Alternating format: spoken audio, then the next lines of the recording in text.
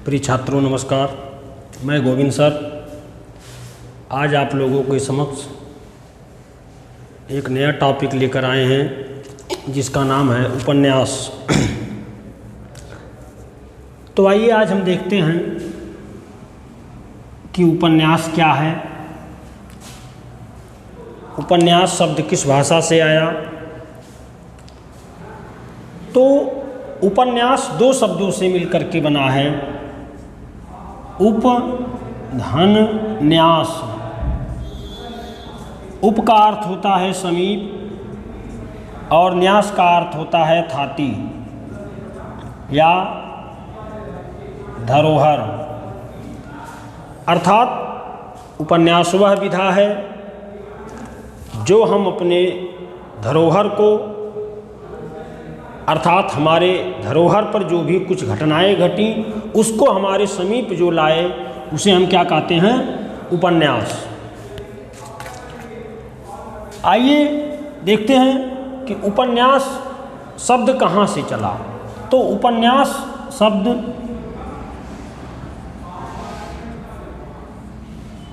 बंगला, उपन्यास शब्द बांग्ला से हिंदी भाषा में आया। तो पूछा जाता है कि उपन्यास किस भाषा का शब्द है, तो उपन्यास बांग्ला भाषा का शब्द है। मराठी में इसे क्या कहते हैं, तो मराठी में उपन्यास को कादंबरी और अंग्रेजी में इसे नावल कहते हैं। ये प्रश्न आ चुका है कि उपन्यास शब्द हिंदी में किस भाषा से आया, तो उपन्यास को बांग्ला में उपन्यास कहा जाता है और मराठी में कादंबरी तथा अंग्रेजी में इसे क्या कहा जाता है, नॉवेल। आइए देखते हैं कि उपन्यास के तत्व क्या हैं। तो उपन्यास के 6 तत्व होते हैं, जिसमें पहला है कथानक या कथावस्तु, दूसरा है पात्र या चरित्र चित्रण, कथोपकथन या संवाद, चौथा है देश काल या वातावरण, पांचवा है भाषा शैली और छठवां है उद्देश्य। ये हैं उपन्यास के प्रमुख तत्व। तो प्रश्न भी यहाँ से पूछा जाता है कि उपन्यास के कितने तत्व होते हैं, तो उपन्यास के कुल 6 तत्व होते हैं, इसको ध्यान दीजिएगा। कथानक या कथावस्तु क्या है, जो कहानी लिखी जाती है उसे हम क्या कहते हैं, कथावस्तु। कि उपन्यास की कथा किस विषय पर लिखी गई है। पात्र या चरित्र चित्रण, उसमें पात्रों की जो कितने पात्रों की चर्चा की गई है। कथोपकथन या संवाद में उसमें संवाद क्या है। देश काल या वातावरण का अर्थ होता है कि उपन्यास किस पृष्ठभूमि पर आधारित है। और भाषा शैली का अर्थ होता है कि उपन्यास की भाषा क्या है। और अंतिम उद्देश्य, किसी भी काव्य का अंतिम अवस्था क्या होता है कि उद्देश्य, कि पाठक के हृदय पर या पाठक के चित्तवृत्त पर इस उपन्यास का क्या प्रभाव पड़ा। आइए अब बात होती है कि उपन्यास को कितने भागों में बांटा गया। तो उपन्यास को अगर देखा जाए तो प्रेमचंद को हम उपन्यास के केंद्र में रखते हुए उपन्यास को 3 भागों में बांटते हैं। पहला है प्रेमचंद पूर्व युग। इस युग में भारतेंदु और द्विवेदी युग के उपन्यासकार आते हैं, जिसका समय है 1850 से 1915। और दूसरा है प्रेमचंद युग, जिसका समय है 1916 से 1936। और तीसरा है प्रेमचंदोत्तर युग, 1937 से आगे। अब प्रेमचंदोत्तर युग में आप देखेंगे तो कई धाराएं चली, जैसे मनोवैज्ञानिक उपन्यासकार, सामाजिक उपन्यासकार, ऐतिहासिक उपन्यासकार, आंचलिक उपन्यासकार, जो है तमाम इसमें आते हैं। तो बात होती है, आज हम लोग जो है पढ़ेंगे प्रेमचंद पूर्व उपन्यास। तो प्रेमचंद के पूर्व जितने भी उपन्यास लिखे गए वो तिलस्मी या अयारी, दूसरा है जासूसी, तीसरा है ऐतिहासिक, और चौथा है सामाजिक। तो कई कोटि के उपन्यास भारतेंदु पूर्व युग में मिलते हैं। बात हम करते हैं तिलस्मी और अयारी उपन्यास की, तो इसमें जो है देवकी नंदन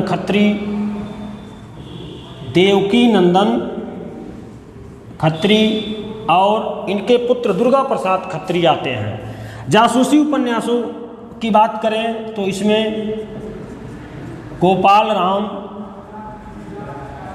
गहमरी, और ऐतिहासिक उपन्यास की बात करें तो इसमें किशोरीलाल गोस्वामी जी आते हैं। किशोरीलाल गोस्वामी। सामाजिक, इसी को हम सुधारवादी भी कह सकते हैं, सुधारवादी। इसमें आपके श्री निवास दास,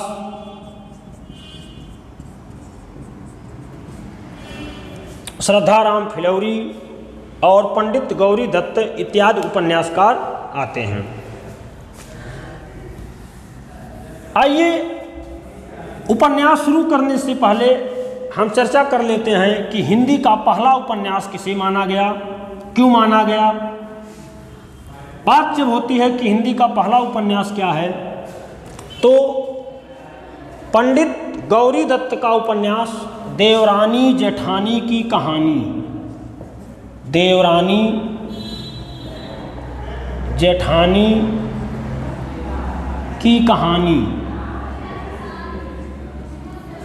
श्रद्धाराम फिलौरी का भाग्यवती और श्रीनिवास दास का परीक्षा गुरु, ये उपन्यास हमारे सामने आते हैं। गोपाल राय हिंदी उपन्यास की शुरुआत देवरानी जेठानी की कहानी से मानते हैं। वो कहते हैं कि इसे हिंदी का प्रथम उपन्यास माना जाए, जबकि आचार्य रामचंद्र शुक्ल अर्थात शुक्ल जी परीक्षा गुरु, जो कि 1882 ईस्वी में लिखा गया, और देवरानी जेठानी की कहानी 1870 में, और भाग्यवती ये 1877 ईस्वी में लिखा गया। अगर प्रश्न पूछे कि समय की दृष्टि से पहला उपन्यास कौन है, तो अगर कालक्रम की दृष्टि से देखा जाए तो देवरानी जेठानी की कहानी जो है हम पहला उपन्यास मान सकते हैं। लेकिन पूछा जाए कि हिंदी का पहला उपन्यास कौन है, तो हिंदी का पहला उपन्यास लाला श्रीनिवास दास का परीक्षा गुरु को माना जाता है। परीक्षा गुरु जो है सुधारवादी जो है कोटि का उपन्यास है। कैसा उपन्यास है? सुधारवादी उपन्यास। इस उपन्यास में देखते हैं इसका जो पात्र है वो गलत संगत में पड़ जाता है और उसका एक मित्र उसे उस संगत से बाहर निकालता है। अब तो क्लियर हो गया कि हिंदी का पहला उपन्यास क्या है। तो हिंदी का पहला उपन्यास लाला श्रीनिवास दास की परीक्षा गुरु को है। फिर एक प्रश्न पूछता है कि हजारी प्रसाद द्विवेदी हिंदी का पहला उपन्यास किसे माने, तो हजारी प्रसाद द्विवेदी भाग्यवती को हिंदी का पहला उपन्यास मानते हैं। अब हम चर्चा करते हैं कि प्रेमचंद पूर्व कुछ प्रमुख उपन्यासकारों की। तो प्रेमचंद पूर्व कुछ प्रमुख उपन्यासकारों की अगर बात करें तो इसमें पहला नाम आ जाता है देवकी नंदन खत्री का। देवकी नंदन खत्री। प्रश्न पूछा जाता है कि हिंदी में तिलस्मी और अयारी उपन्यास के जनक कौन हैं, तो देवकी नंदन खत्री। देवकी नंदन खत्री के जो भी उपन्यास हैं वो तिलस्म और अयारी के ऊपर लिखा गया है। इसमें इनका पहला उपन्यास आता है चंद्रकांता। चंद्रकांता। इस उपन्यास की एक खासियत यह भी है कि इस उपन्यास को पढ़ने के लिए न जाने कितने उर्दू भाषी लोग हिंदी को सीखें। इस उपन्यास की बहुत बड़ी भूमिका रही है। ये उपन्यास इतने पाठकों को तैयार कर लिया था कि जो हिंदी नहीं बोलते थे वो भी इस उपन्यास को पढ़ने के लिए हिंदी भाषा सीख लिए। और इस उपन्यास की इतनी धूम मची कि ये इसका दूसरा संस्करण भी लिख दिए, जिसका नाम था चंद्रकांता संतति।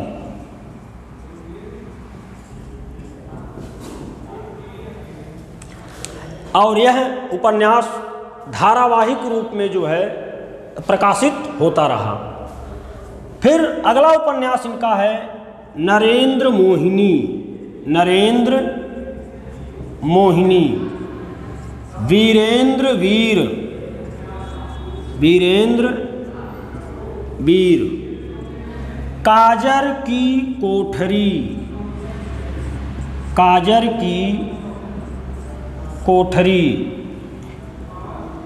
भूतनाथ, अपूर्ण। ये देवकीनंदन खत्री का अधूरा उपन्यास है। पूछा जाता है कि भूतनाथ को पूरा कौन किया, तो इनके पुत्र दुर्गा प्रसाद खत्री ने इस उपन्यास को पूरा किया। लेकिन यदि साहित्यिक दृष्टि से देखा जाए तो देवकीनंदन खत्री के कोई भी उपन्यास की कोटि में नहीं आते हैं। इनके उपन्यासों को इसलिए महत्व दिया गया कि इनके उपन्यास में भेष बदलना, चमत्कार करना, आयारी करना, तिलस्म दिखाना, इसी से ओतप्रोत इनके सभी उपन्यास हैं। इस प्रकार से हम कह सकते हैं कि इनके उपन्यास केवल मनोरंजन की दृष्टि से देखे जा सकते हैं और ये जनता की चित्तवृत्ति से नहीं जुड़ पाते हैं। इसलिए इनके उपन्यासों को हम केवल मनोरंजन की दृष्टि से देखते हैं। आइए अब देखते हैं कि प्रेमचंद पूर्व युग के अगले उपन्यासकार कौन हैं। तो प्रेमचंद पूर्व युग के अगले उपन्यासकार हैं गोपाल राम गहमरी। गोपाल राम गहमरी ये जासूसी परक उपन्यास के प्रवर्तक हैं। किसके? जासूसी परक। अंग्रेजी में जासूसी परक उपन्यास का प्रवर्तक आर्थर कॉनन डॉयल को माना जाता है। तो पूछा जाता है कि किस उपन्यासकार की तुलना हिंदी के आर्थर, किस उपन्यासकार को हिंदी का आर्थर कॉनन डॉयल कहा गया, तो गोपाल राम गहमरी को हिंदी का आर्थर कॉनन डॉयल कहा जाता है। अब इनके उपन्यासों पे हम चर्चा कर लेते हैं। इनके हर उपन्यास में कोई हत्या होती है, उसके बाद जासूसी की जाती है, उसी जासूसी पर ही इनकी पूरी कथा जो है चलती है। जैसे इनका उपन्यास है सिरकटी लाश। सिरकटी लाश, गाड़ी में लाश, गाड़ी में लाश, अजीब लाश, अजीब लाश, मेरी और मेरी ना, मेरी और मेरी ना, जासूस की जासूसी, जासूस की जासूसी, जासूस चक्कर में, और भोजपुर का ठग।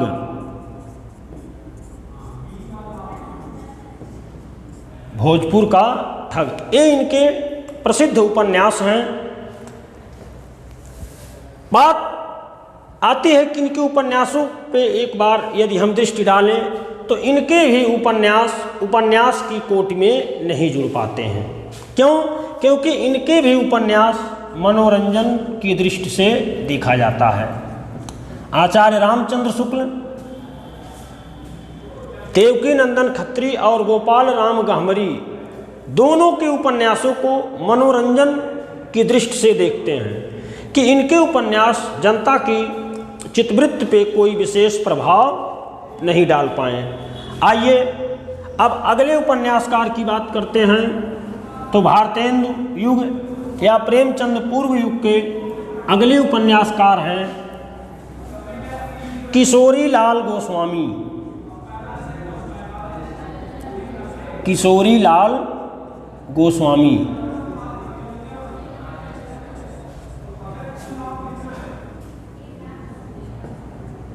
इन्हें ऐतिहासिक उपन्यास का प्रवर्तक माना जाता है। किसे? किशोरीलाल गोस्वामी के। इनके कुल 65 उपन्यास माने जाते हैं। कहा जाता है कि किशोरीलाल गोस्वामी के कुल 65 उपन्यास हैं, जिसमें कुछ उपन्यास सामाजिक भी हैं, कुछ उपन्यास जासूसी परक भी हैं और कुछ उपन्यास इनके ऐतिहासिक हैं। तो सर्वप्रथम इनके उपन्यासों में ऐतिहासिक पृष्ठभूमि की झलक होती है, इसलिए इन्हें हिंदी का पहला ऐतिहासिक उपन्यासकार माना जाता है। आइए इनके उपन्यासों की बात करते हैं। तो लवंग इनका उपन्यास लवंग लता या आदर्श बाला व आदर्श बाला। अगला उपन्यास है इनका चपला। अगला है लखनऊ का शाही महल सराय व रंग महल में हलाहल। फिर अगला उपन्यास इनका है सुल्ताना रजिया बेगम। सुल्ताना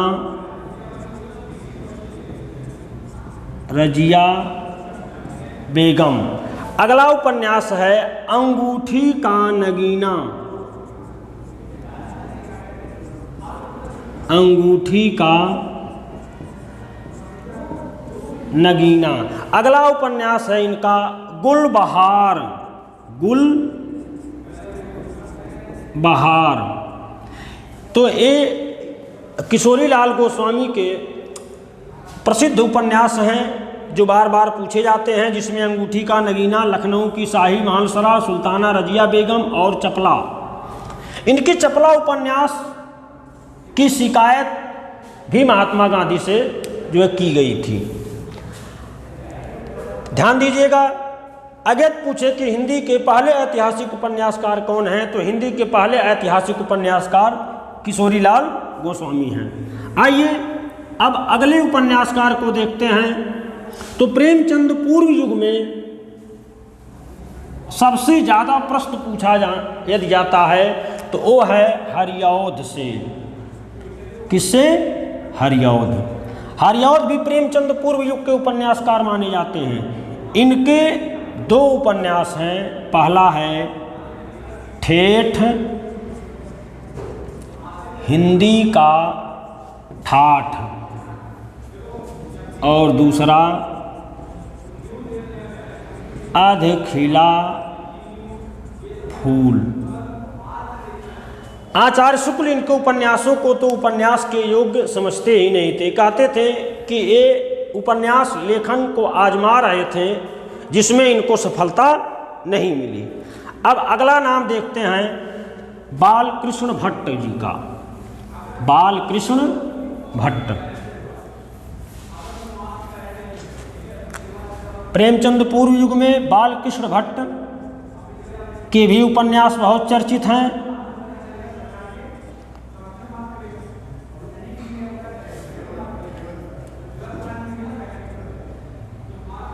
सौ अजान,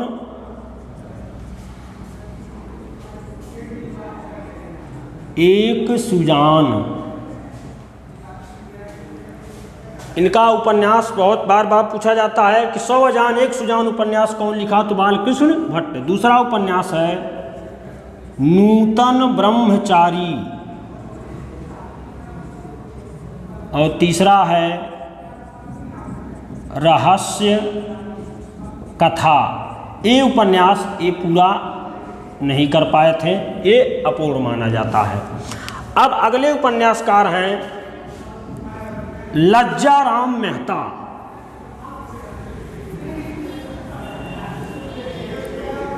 लज्जाराम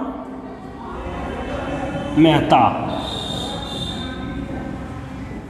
इन्हीं को मेहता लज्जाराम भी कहते हैं। इनका उपन्यास है धूर्त रसिक लाल,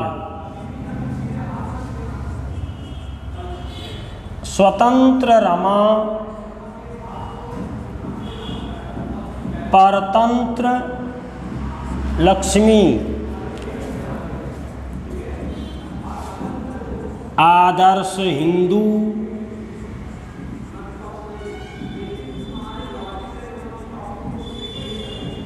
आदर्श दंपति,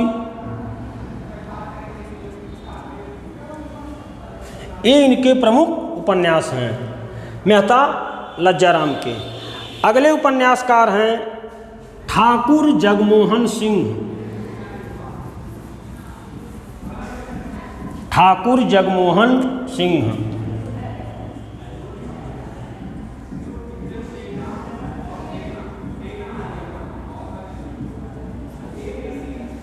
इनका उपन्यास है श्यामा स्वप्न। श्यामा स्वप्न। अगला नाम है राधा कृष्ण दास। राधा कृष्ण दास, इनका उपन्यास है निःसहाय हिंदू। ध्यान दीजिएगा, गोवध की समस्या को लेकर, गोवध की समस्या को लेकर लिखा गया हिंदी का पहला उपन्यास क्या है? निःसहाय हिंदू। तो प्रिय छात्रों, ये था प्रेमचंद पूर्व युग के कुछ उपन्यास और उपन्यासकार। वास्तव में यदि देखा जाए तो उपन्यास का वास्तविक विकास यदि हुआ तो प्रेमचंद युग से माना जाता है। प्रेमचंद पूर्व युग के जो भी उपन्यास लिखे गए वो या तो चमत्कार को लेकर के लिखे गए, या तो अयारी को लेकर के लिखे गए, या तो जासूसी परक उपन्यास लिखे गए, या तो मनोरंजन की दृष्टि से उपन्यास लिखे गए। यदि उपन्यास अपने वास्तविक भावभूमि पर स्थापित होती है तो इसका श्रेय किसको जाता है? प्रेमचंद को, मुंशी प्रेमचंद। और आप देखते हैं 1916 से लेकर के 1936 का जो समय आता है वो प्रेमचंद युग का समय आता है। और प्रेमचंद के सेवा सदन, कायाकल्प, रंगभूमि, कर्मभूमि, प्रतिज्ञा, निर्मला, गबन, गोदान इत्यादि उपन्यास आते हैं कि जहाँ पर हम उपन्यासों, प्रेमचंद के सभी उपन्यास अगर हम देखें तो वो व्यक्ति के चित्तवृत्त पे गहरा प्रभाव छोड़ते हैं। और इनके उपन्यासों में विधवा विवाह, जमींदारी प्रथा का विरोध, गांधी आंदोलन इत्यादि भावनाएं देखने को मिलती हैं, जो कि यह विचारधारा प्रेमचंद पूर्व युग में नहीं मिलती है। तो ध्यान से देखा जाए तो प्रेमचंद पूर्व युग और प्रेमचंद युग के उपन्यासों में बहुत अंतर है। यहाँ के कवि उपन्यास लिख नहीं रहे हैं लेकिन एक प्रयोग कर रहे हैं। उपन्यास की पृष्ठभूमि यदि तैयार हुई तो प्रेमचंद पूर्व युग में होती है, लेकिन यदि उपन्यासों को उत्कृष्ट स्थान मिलता है तो वो प्रेमचंद युग में मिलता है।